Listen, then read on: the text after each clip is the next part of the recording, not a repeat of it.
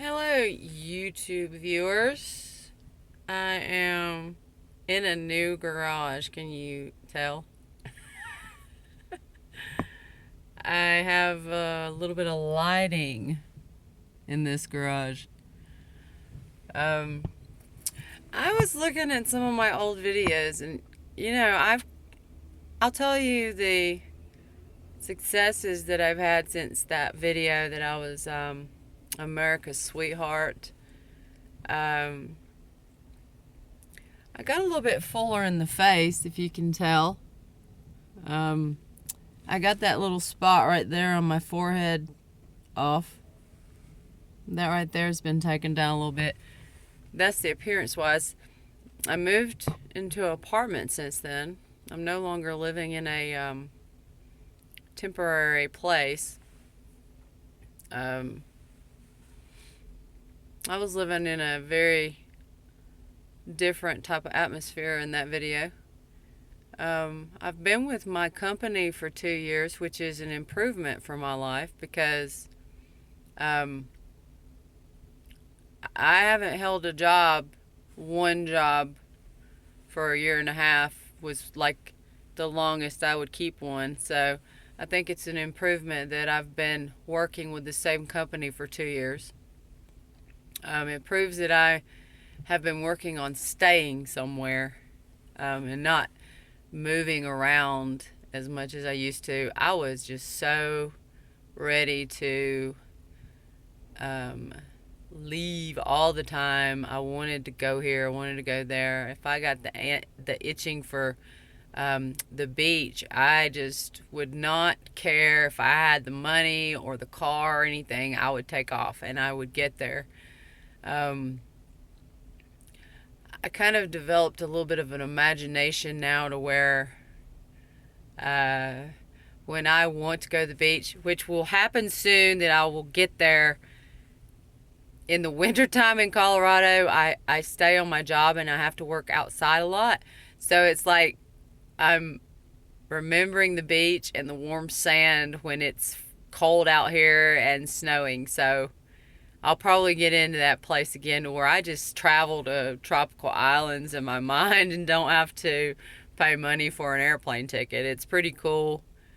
But I used to, I mean, man, I would be at home with my mom and her family, and all of a sudden I would just get the feeling that, oh, it's time for me to get to the beach. It was usually around this time too, um, in the Octobers, Novembers, and Decembers.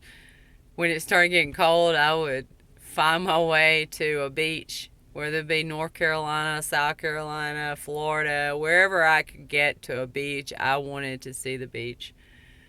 Um, I really think I was pretty decent in some of those music videos that I was singing, and I'll tell you the reason why I like talking on this thing is because I like the idea of having a fan out there that says, you know what, she's pretty cool.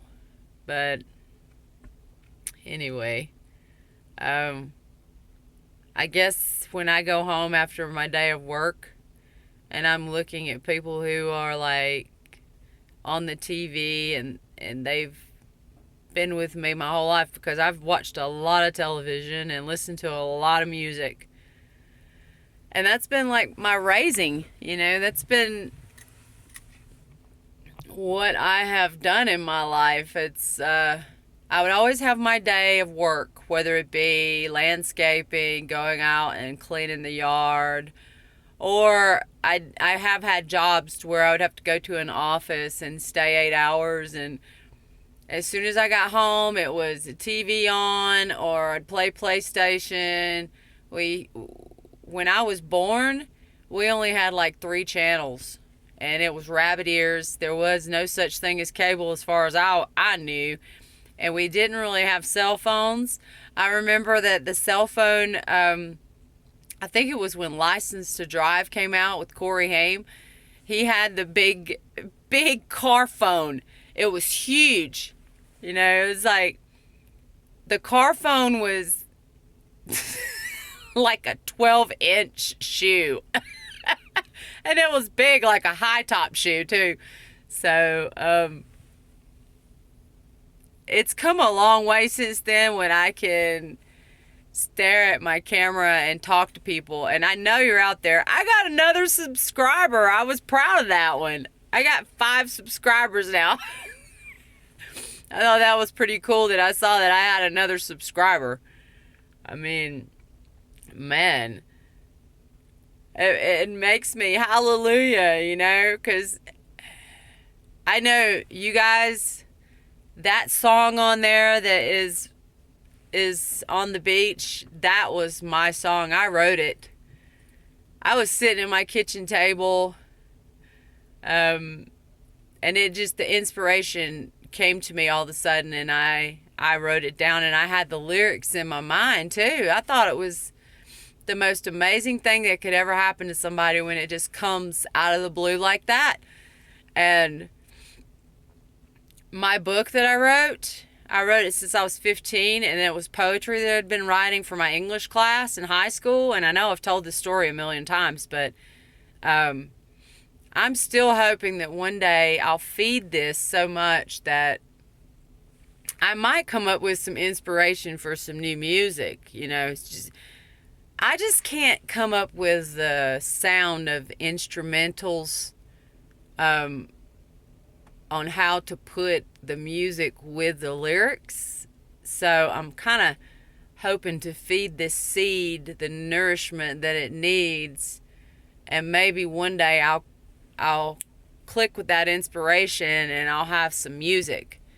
I know how to do all that other stuff, like, you know, I'm working on investing the time and effort into it to see if it ever comes to pass. It's a dream of mine, because something that was so important to me, because no one in my family that I know of has written a book. And if they have, I don't know them, and I'm sorry, but I think it's cool. It's like one of those rap songs that says I'm a first generation millionaire, you know? It makes me feel very lucky and blessed to have a mind that's creative. And I'm alive and well, and talking to the people that listen to me, and just tell you that I hope you have a wonderful day. We're in the month of October now, and it's getting chilly here, so we're getting used to the weather. And I just heard that Montana had a blizzard. I saw a person from Montana, and he said that there was 10 inches of snow, because I get a lot of people that are from out of the states or the state that I'm living in, and people that are from outside the country. I get to live the life that I really have enjoyed, getting to see different cultures, getting to get close to people, like friendship, you know, and acquaintances. So I'm pretty happy right now. And I know I'm hoping that there's some people in my past that watch me, because I do think about you guys, and I love you. I miss you. I hope you're all doing okay, and I'm just letting everybody know how I'm doing, because I don't want anybody to forget about me. I mean, that would be mean. So I hope all of you are having a great day, and I'll talk to you later. Bye.